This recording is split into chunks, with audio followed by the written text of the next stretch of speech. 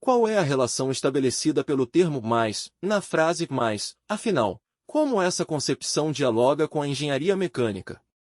Tendo em vista que o autor utiliza recursos coesivos que estabelecem relações semânticas entre as partes do texto. A. Proporção. B. Condição. C. Conclusão. D. Oposição. Resposta.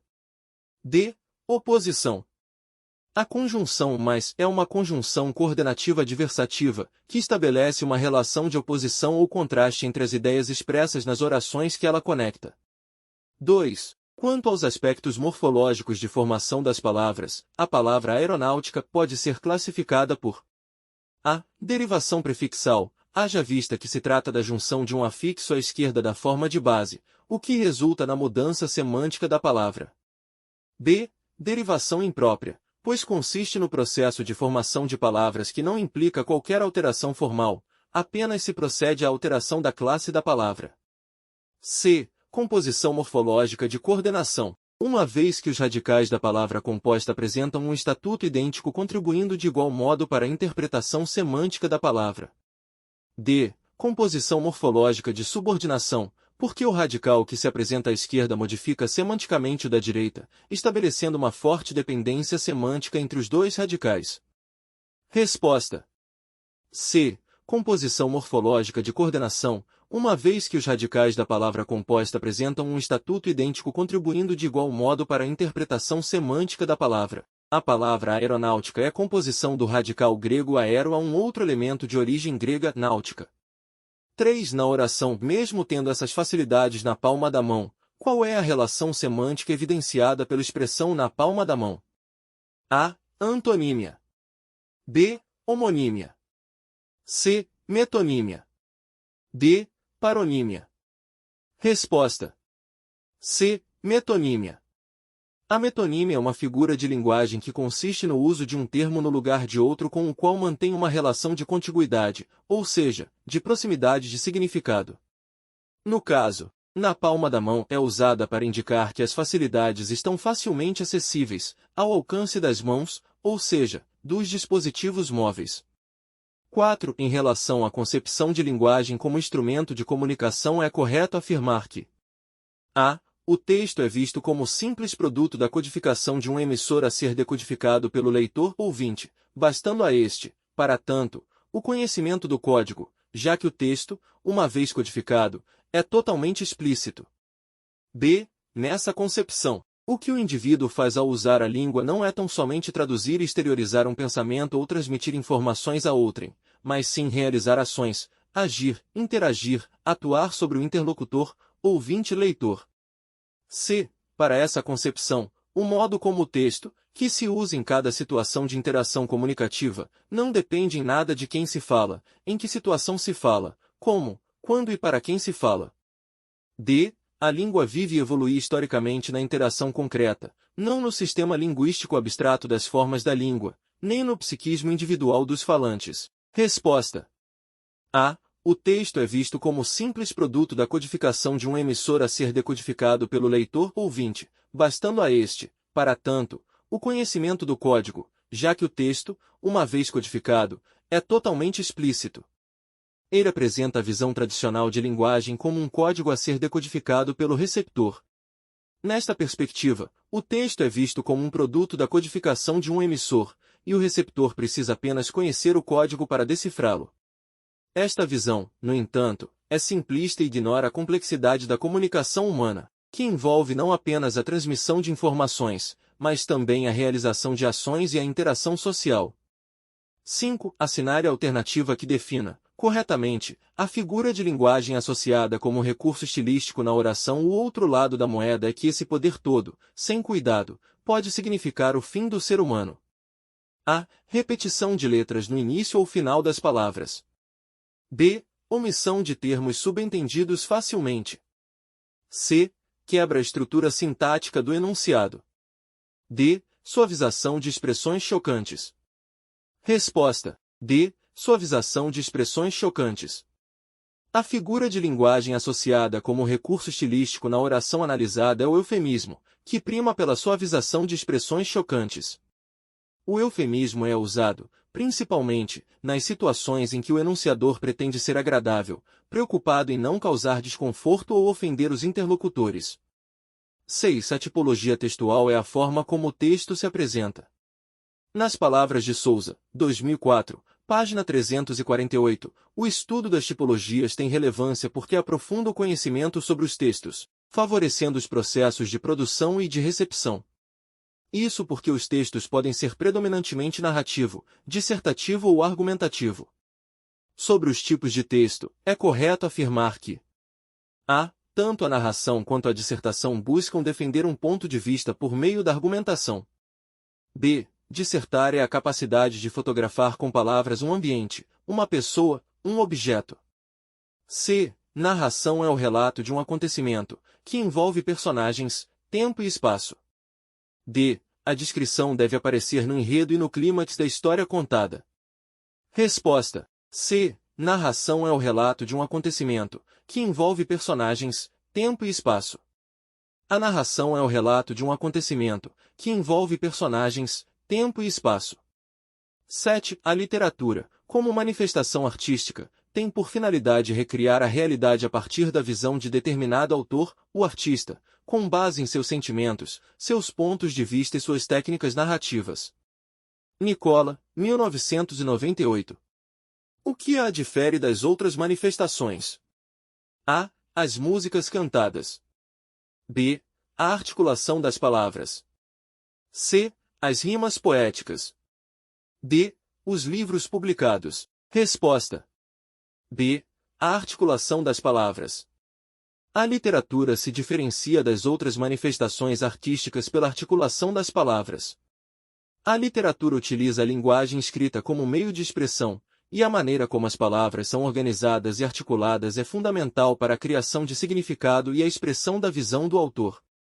8. Em treinamento quantitativo, matemática, em português claro, pode ajudar a navegar nesse novo universo, mesmo que você jamais venha a ser engenheiro, programador, matemático ou analista de Big Data. A expressão conjuntiva destacada exerce a mesma função concessiva que a, desde que. B, no entanto. C, embora. D, caso. Resposta. C, embora. Assim como mesmo que, embora é uma conjunção concessiva. Ela une duas orações onde a segunda traz ideia contrária à primeira sem que seja uma negação dessa. 9. Quanto à formação morfológica de palavras por aglutinação, assinale a alternativa que tem a mesma correspondência de tampouco. A, embora. B, dia a dia. C, passatempo. D, fim de semana. Resposta. A, embora. O item A apresenta a palavra vir embora, que é uma conjunção concessiva, não sendo formada por aglutinação. 10. No trecho estão sendo forçados a descobrir novas formas de lecionar recorrendo às ferramentas que seus pupilos nativos digitais já têm muito mais facilidade para lidar. O emprego da crase é justificado pela associação de a. Regência verbal mais substantivo feminino. B. Regência verbal mais adjetivo feminino. C. Complemento nominal mais adjetivo feminino. D. Complemento verbal mais substantivo feminino. Resposta. A. Regência verbal mais substantivo feminino. A crase no trecho citado é justificada pela associação de regência verbal, do verbo recorrer, que exige a preposição a, e substantivo feminino, ferramentas, que é precedido pelo artigo definido tais. Portanto, ocorre a fusão das duas vogais a, resultando na crase. 11. Ao finalizar um turno em uma indústria, os funcionários receberam a orientação de produzir o máximo de peças possível sem precisar acessar o estoque, utilizando apenas os materiais disponíveis em suas bancadas. Camila, ao avaliar os itens disponíveis em sua bancada, constatou que tinha 250 parafusos, 320 braçadeiras de borracha, 189 braçadeiras de metal e 80 pranchas de metal. Considerando que para produzir cada peça, ela necessita de 17 parafusos, 22 braçadeiras de borracha, 12 braçadeiras de metal e 6 pranchas de metal, qual é o número máximo de peças que Camila poderá produzir com esse estoque disponível? A. 12 peças. B. 13 peças. C. 14 peças. D. 15 peças. Resposta. B. 13 peças. O número máximo de peças é obtido maximizando o número de pranchas de metal, pois é o item que está na menor quantidade em relação aos outros itens que são necessários para produzir cada peça. Para maximizar o número de pranchas de metal basta dividir a quantidade disponível pela quantidade necessária. Pranchas igual a 80 por 6. Pranchas igual a 13,33. Observe que fazendo a mesma divisão para os outros itens, encontramos borracha igual a 320 por 22 é igual a 14,5. Parafusos igual a 250 por 17 é igual a 14,7. Metal igual a 189 por 12 é igual a 15,75. Arredondando para baixo, para que não faltem pranchas de metal e sobrem os outros tipos de itens, o número máximo de peças que podem ser produzidas é 13. 12. Em uma escola, a turma do 6º ano tem 24 alunos, enquanto a turma do 7º ano tem 30 alunos. Os professores das duas turmas decidiram fazer uma atividade conjunta e precisam formar grupos com o mesmo número de alunos em cada grupo, sem deixar nenhum aluno sobrando. Qual é o menor número de grupos que eles podem formar e qual é a quantidade de alunos em cada grupo? A. 4 grupos de 12 alunos em cada grupo. B. 6 grupos de 9 alunos em cada grupo. C. 5 grupos de 10 alunos em cada grupo. D. 9 grupos de 6 alunos em cada grupo. Resposta. B. 6 grupos de 9 alunos em cada grupo. Primeiramente, vamos calcular o MDC entre 24 e 30. 24 e 30 por 2. 12 e 15 por 3. 4 e 5 por 4. 1 e 5 por 5. 1 e 1. O MDC nos diz a quantidade máxima de grupos e a quantidade de alunos é a quantidade de alunos por grupo. Ou seja, é o resultado da divisão da soma da quantidade de alunos das duas turmas juntas dividido pelo MDC, portanto. 24 mais 30, por 6. Igual a 54 por 6. Igual a 9 alunos. Um total de 6 grupos de 9 alunos cada. 13. Um grande tanque de formato cilíndrico com 10 metros de diâmetro e 6 metros de altura será construído em uma fábrica para armazenar um produto químico. Para manter a estabilidade do tanque, uma estrutura em formato de cone será colocada dentro do cilindro. A altura da estrutura cônica é de 4 metros e o raio da base é de 3 metros. Determine o volume de espaço que ficará vazio entre a estrutura cônica e as paredes internas do tanque cilíndrico, considerando que ambos os sólidos têm paredes uniformes e espessura desprezível. A. 12 metros cúbicos. B. 138 metros cúbicos. C. 150 metros cúbicos. D. 172 metros cúbicos. Resposta. B. 138 metros cúbicos. Precisamos calcular o volume de cada sólido separado para depois realizar a subtração. Volume do cilindro. V igual R sobrescrito 2H V igual 5 sobrescrito 26 V igual 150 π. Volume do cone. V igual R sobrescrito 2H por 3 V igual 3 sobrescrito 24 por 3 V igual 12 π. Subtraindo. 150 π menos 12 π igual 138 M sobrescrito 3. 14. Um investidor aplicou R$10.000 em um fundo de investimento que oferece juros compostos de 8% ao ano e outro investidor aplicou a mesma quantia em um fundo que oferece juros simples de 10% ao ano. Qual será a diferença de rendimento líquido entre os dois investimentos após 2 anos, considerando que a taxa de imposto de renda para ambos é de 15% sobre o rendimento bruto? A. R$285,60. B. R$284,24. C. R$172,50. D. R$162,50. Resposta. A. R$285,60. A primeira aplicação financeira, em juros compostos, gerou um montante de M igual C vezes 1 mais I, TM igual a 10.000 vezes 1,08, sobrescrito 2. M igual a 10.000 vezes 1,1664. M igual a 11.664. A segunda aplicação financeira, em juros simples, gerou um montante de M igual C vezes 1 mais I vezes T. M igual a 10.000 vezes 1 mais 0,1 vezes 2. M igual a 10.000 vezes 1,2. M igual a 12.000. A diferença entre os dois montantes foi de M igual a 12.000, 11.664. M igual a 336. Incluindo o cálculo do imposto de renda de 15%, o rendimento líquido será 336 menos 0,15 vezes 336 é igual a 285,6. 15. Uma empresa de transporte aéreo precisa transportar 138 passageiros de uma cidade A para uma cidade B. A empresa tem dois tipos de aviões disponíveis para o transporte desses passageiros, um modelo com capacidade para 50 passageiros e outro com capacidade para 30 passageiros. No entanto, a empresa tem disponível apenas um total de 2 aviões. Com base nisso, determine quantos voos de cada modelo de avião a empresa deve usar para transportar todos os passageiros, de forma que a quantidade total de voos seja a menor possível. A. Um voo com um modelo de 50 passageiros e 3 voos com um modelo de 30 passageiros. B. 2 voos com um modelo de 50 passageiros e um voo com um modelo de 30 passageiros. C. 3 voos com um modelo de 50 passageiros e nenhum voo com um modelo de 30 passageiros. D. 2 voos com um modelo de 50 passageiros e 2 voos com um modelo de 30 passageiros. Resposta. C. 3 voos com o modelo de 50 passageiros e nenhum voo com o modelo de 30 passageiros. Primeiro, vamos considerar a capacidade total dos dois aviões disponíveis. Se ambos os aviões forem do modelo com capacidade para 50 passageiros, a capacidade total será de 100 passageiros.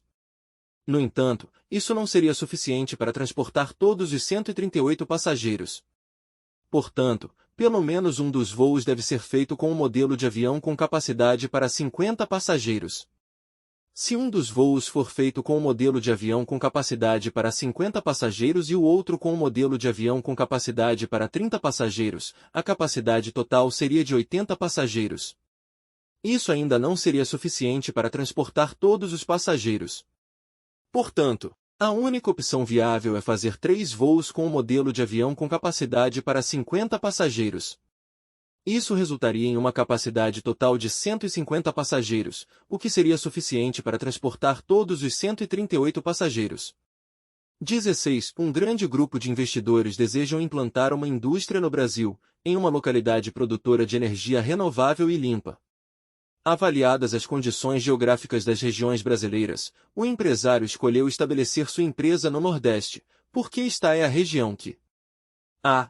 Possui a maior quantidade de usinas hidrelétricas instaladas. B. Possui a maior capacidade instalada de energia eólica. C. Se destaca como principal produtora de energia a partir da biomassa. D. Se destaca pelo maior número de usinas termoelétricas em funcionamento. Resposta. B. Possui a maior capacidade instalada de energia eólica.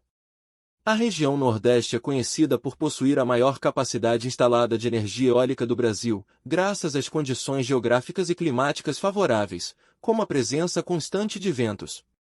17. Segundo dados do IBGE, Censo 2010, 9.708 pessoas se autodeclararam indígenas em Goiás, e destas, apenas 500 pessoas, aproximadamente, moram em aldeias. Em 2018, existiam no território goiano apenas 3 terras indígenas. As terras indígenas existentes em Goiás, na atualidade, pertencem aos povos A. Chavante, Xerente e Tapirapé. B. Caiapó, Goiá e Carajá. C. Carajá, Tapuio e Avacanoeiro. D. Yanomami, Chavante e Carajá. C. Carajá, Tapuio e Avacanoeiro. Goiás tem hoje 3 comunidades indígenas aldeadas, ou seja, que vivem em aldeias. Os Tapuia, nos municípios de Rubiataba e Nova América, os YNY Carajá, em Aruanã, e os Avacanoeiro, em Minaçu. Em Goiânia, vivem cerca de 1.000 indígenas de diferentes etnias, e em todo o estado, mais de 7.000. Eles estão inseridos na cultura local e, portanto, não vivem nas aldeias. 18. Qual é a origem da cidade de Cocalzinho de Goiás? A. Surgiu como resultado da fundação da fábrica de cimento do Grupo Votorantim em terras cedidas pela família Curado Fleury em 1960.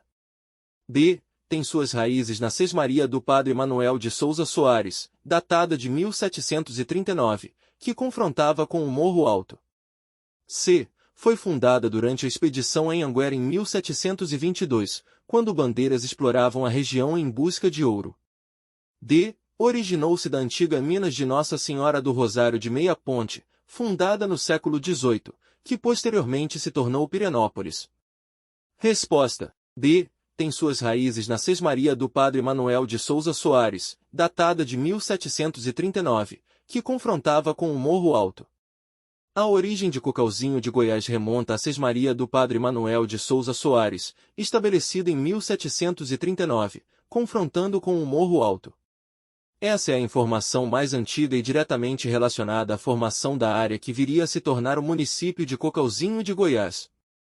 As outras opções mencionam eventos históricos ou localidades distintas que não estão diretamente ligadas à origem específica de Cocalzinho de Goiás, como a fundação da fábrica de cimento em 1960, a expedição em Anguera em 1722 e a fundação das minas de Nossa Senhora do Rosário de Meia Ponte, que se tornou Pirenópolis.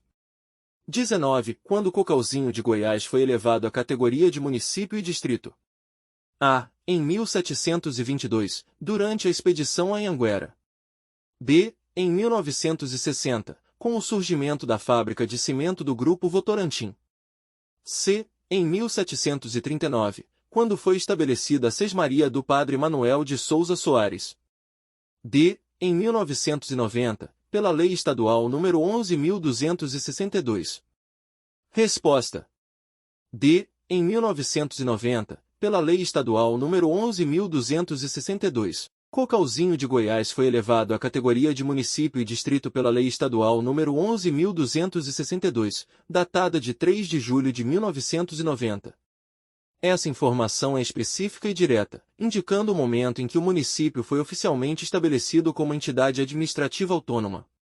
As outras opções mencionam eventos históricos diferentes, como a expedição em Anguera em 1722, o surgimento da fábrica de cimento em 1960 e o estabelecimento da Sesmaria do Padre Manuel de Souza Soares em 1739, que não estão relacionados à elevação do município de Cocalzinho de Goiás. 20. A Constituição Federal estabelece objetivos fundamentais para a República Federativa do Brasil. Assinale a alternativa que indica um objetivo fundamental compreendido expressamente pelo texto da Constituição. A. Construir uma sociedade livre, justa e solidária. B. Garantir o crescimento econômico. C. Erradicar as desigualdades regionais. D. Reduzir a pobreza. Resposta. A. Construir uma sociedade livre, justa e solidária. Art. 3º constituem objetivos fundamentais da República Federativa do Brasil. 1. Construir uma sociedade livre, justa e solidária. 2. Garantir o desenvolvimento nacional. 3. Erradicar a pobreza e a marginalização e reduzir as desigualdades sociais e regionais. 4. Promover o bem de todos, sem preconceitos de origem, raça, sexo, cor, idade e quaisquer outras formas de discriminação. 21 para Veiga, 2007, o PPP, em tese, deve ser a. Uma construção democrática e comprometida com uma escola de qualidade para todos, em que a formação humana tem um caráter público e democrático. B. É a base da prática pedagógica, que envolve os conteúdos que serão estudados, as atividades realizadas e as competências a serem desenvolvidas, com o objetivo da formação tronca dos estudantes. C. O Estatuto da Criança e do Adolescente e da outras providências. D. Habilidades previstas para serem trabalhadas bianualmente nas instituições educacionais que atendam aos ciclos de formação. Resposta. A. Uma construção democrática e comprometida com uma escola de qualidade para todos, em que a formação humana tem um caráter público e democrático. Apresenta uma visão do PPP como uma construção democrática, comprometida com a qualidade da educação e a formação humana. Essa visão está alinhada com a de Veiga, 2007, que defende um PPP que seja inclusivo e voltado para a formação integral do estudante. 22. De acordo com Veiga, 1991, p. 82, os princípios do PPP são, exceto a. Igualdade. b. Qualidade. c. Liberdade e autonomia. d. Gestão totalitária. Resposta. d. Gestão totalitária. No livro Projeto Político-Pedagógico da Escola, Uma Construção Possível, Veiga não lista a gestão totalitária como um princípio do PPP. 23. Paulo Freire anunciou e defendeu a validade de pensar no conhecimento já adquirido pelas crianças independentemente da classe social a que pertenciam. b. Um posicionamento científico para o pensamento filosófico, apontando para a necessidade absoluta do uso da razão. c. Uma educação como prática da liberdade que levasse os indivíduos a compreender seu inacabamento e sua permanente busca pelo ser mais, uma educação em favor das gentes, em que os seres se sentem e agem como sujeitos e não como objetos. d. A ideia de que o conhecimento não existe, aquilo a que se dá este nome é um conjunto de capacidades intelectuais hierarquicamente classificadas que requerem uma visão científica. Resposta. c. Uma educação como prática da liberdade que levasse os indivíduos a compreender seu inacabamento e sua permanente busca pelo ser mais, uma educação em favor das gentes, em que os seres se sentem e agem como sujeitos e não como objetos. Paulo Freire defendia uma educação como prática da liberdade, que levasse os indivíduos a compreenderem seu inacabamento e sua permanente busca pelo ser mais. Ele acreditava que a educação deveria ser em favor das gentes, em que os seres se sentem e agem como sujeitos e não como objetos. 24. Freire sonhou com essa escola e indicou caminhos para sua construção. Leia o fragmento para responder à questão. Uma escola pública realmente competente, que respeite a forma de estarem sendo de seus alunos e alunas, seus padrões culturais de classe, seus valores, sua sabedoria, sua linguagem. Uma escola que vá virando o espaço em que a criança popular ou não tenha condições de aprender e de criar, de arriscar-se, de perguntar, de crescer, a criação, contudo de uma escola assim, impõe a reformulação do seu currículo, tomando este conceito na sua compreensão mais ampla. Sem essa reformulação do seu currículo não podemos ter a escola pública que queremos, séria, competente, justa, alegre, curiosa. Freire, 2006, 42 e fim 44. Com essa concepção de educação, a escola, para cumprir a sua função social, precisa voltar-se a. Para a reformulação apenas do currículo, b. Para a realização plena do ser humano, no seu contexto social, político, econômico e cultural, valorizando as aprendizagens que possibilitem ao educando alcançar um viver mais digno. c. Para a coordenação sistemática das ações pedagógicas, em função da centralização desnecessária, padronização de comportamentos que visam a mudanças no ensino, nos alunos e nas famílias, cooperação individual para minimizar conflitos. d. Para a erradicação do analfabetismo, universalização do atendimento escolar, superação das desigualdades educacionais, melhoria da qualidade do ensino, formação para o trabalho. Resposta. b. Para a realização plena do ser humano, no seu contexto social, político, econômico e cultural, valorizando as aprendizagens que possibilitem ao educando alcançar um viver mais digno. Ele reflete a visão de Paulo Freire sobre a função social da escola, que deve se voltar para a realização plena do ser humano, em seu contexto social, político, econômico e cultural. A escola, segundo Freire, deve valorizar as aprendizagens que possibilitem ao educando alcançar um viver mais digno.